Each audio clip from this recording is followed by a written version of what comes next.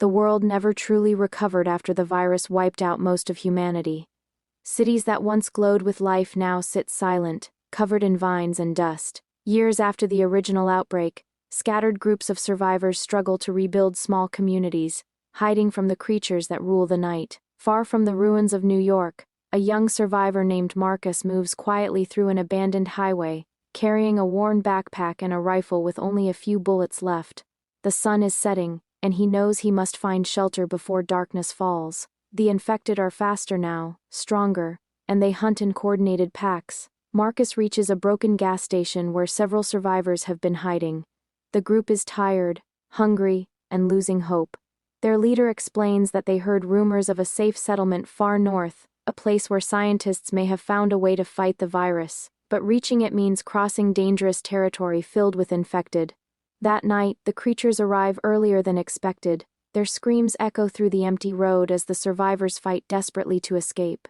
During the chaos, Marcus discovers something strange. The infected hesitate when they hear a distant voice echoing from the darkness.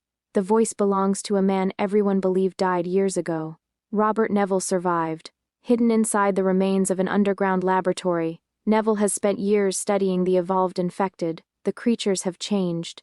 They are no longer mindless monsters. Some of them are learning, adapting, even communicating with each other. When Marcus finally meets Neville, he can hardly believe the legend standing in front of him.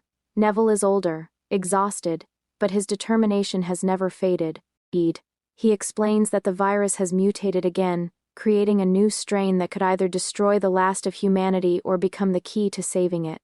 Neville reveals that one of the infected carries a rare mutation that might allow humans to reverse the disease. The problem is that this infected creature is protected by an entire colony deep inside the ruins of Manhattan. The creatures there have built a terrifying new society beneath the city. Marcus and a small team of survivors agree to help Neville reach the colony. The journey is brutal. They travel through empty towns, flooded streets, and collapsed bridges where danger waits around every corner. Supplies run out quickly, and every night the infected grow more aggressive. Along the way, Marcus learns about Neville's past and the guilt he carries. Neville believes the cure he once tried to create may have accelerated the mutation that made the infected stronger. Every day he wonders if his attempt to save the world actually made things worse. As they finally reach the outskirts of Manhattan, the group sees something shocking. The infected are organized. They guard entrances, signal to each other, and move with purpose. The colony is not just a nest. It is a new civilization born from the virus. Sneaking through the dark tunnels beneath the city, the team searches for the mutated infected Neville believes could hold the key to a cure. But the colony senses their presence. The creatures begin hunting them through the underground maze. One by one, the survivors are forced to fight for their lives.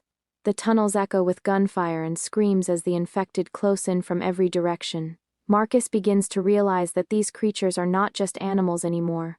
Some of them show signs of intelligence and even emotion. Eventually, Neville finds the infected he has been searching for. Unlike the others, this one does not attack immediately. It watches him carefully, almost as if it understands what he is trying to do. Neville slowly prepares a device to capture a blood sample while Marcus holds off approaching infected. The tension rises as more creatures gather around them. The leader of the colony emerges from the shadows, larger and stronger than the rest. Instead of attacking, the leader studies Neville with cold curiosity. For a moment it seems like two different species are staring at each other, both struggling to survive in the same ruined world.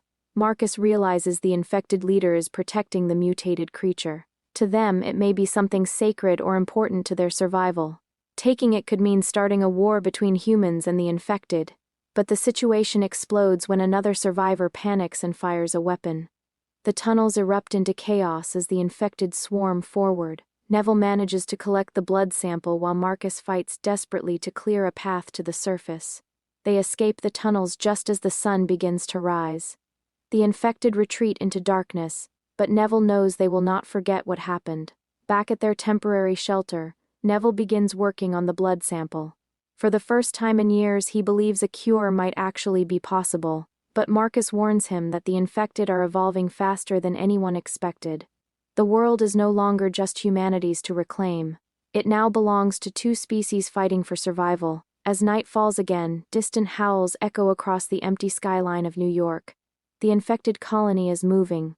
They are coming. Neville looks out across the ruined city with a mixture of hope and fear. The cure may save humanity, but the battle for the future of Earth has only just begun.